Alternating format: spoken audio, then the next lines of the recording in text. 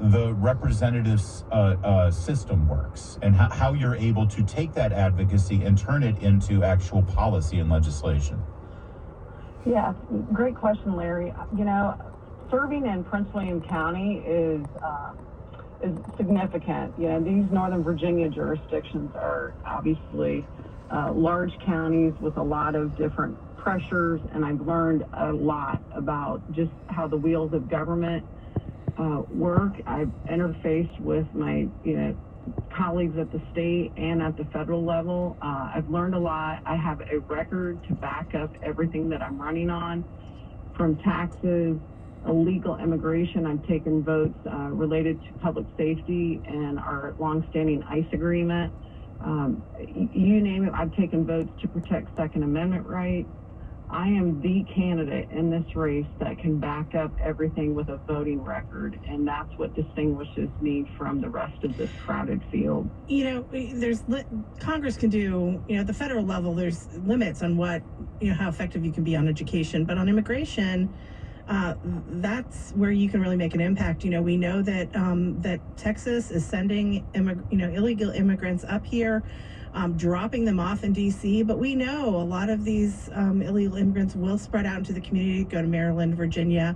How do you plan to deal with this, and then sort of the border crisis? I know we only have a few minutes. It's a big issue. It's like you should be on for a whole hour. But what are some of your priorities in dealing with immigration, since it does really affect this area? It absolutely does. I can tell you as county supervisor that MS-13 has state claim in my district, in a specific area of my district in the Westgate area, and I've had to help families who they've preyed on, and they prey on their own. We all know that they prey on their own and terrorize their own community. And the first thing that we have to do, Julie, is the obvious: secure the border, finish the wall. That's a no-brainer to me. I'll vote on that on day one. And then we've got to crack down, and we've got to deport, especially these illegals that are living among our communities, preying on, like I said, their own people. Yeah. And we've got to take this bull by the horns and get serious about it. Joe Biden clearly, and all the Democrats are clearly not serious about it. I think what's going on down at the border is a massive voter registration drive, and they know it.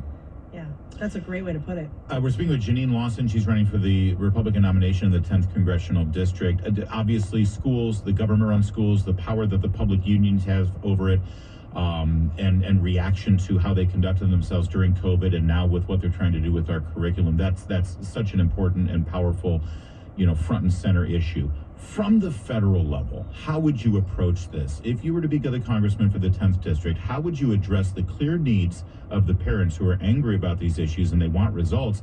How would you do that from the federal level as a congressperson? Yeah, thank you for that question. So I'm going to be very clear. I really believe that public education is best governed over the localities and the states. If I had it my way, the Department of Education at the federal level would not exist. There are, certain funding grants that would need to be completely reconsidered, especially when it comes to school lunch programs.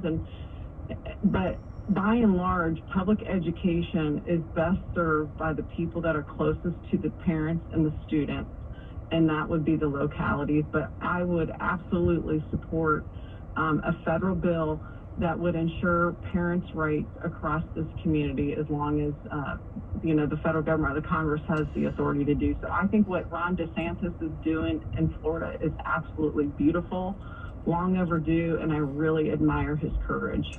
And I thank you for that answer, because I think that you're right. I want the federal government and the Congress to be limited in what they can do for local school systems. But at the very least, if any school system is getting federal dollars, they should have tied to that. That school system must adhere to basic provisions of parental rights. Julie, that's actually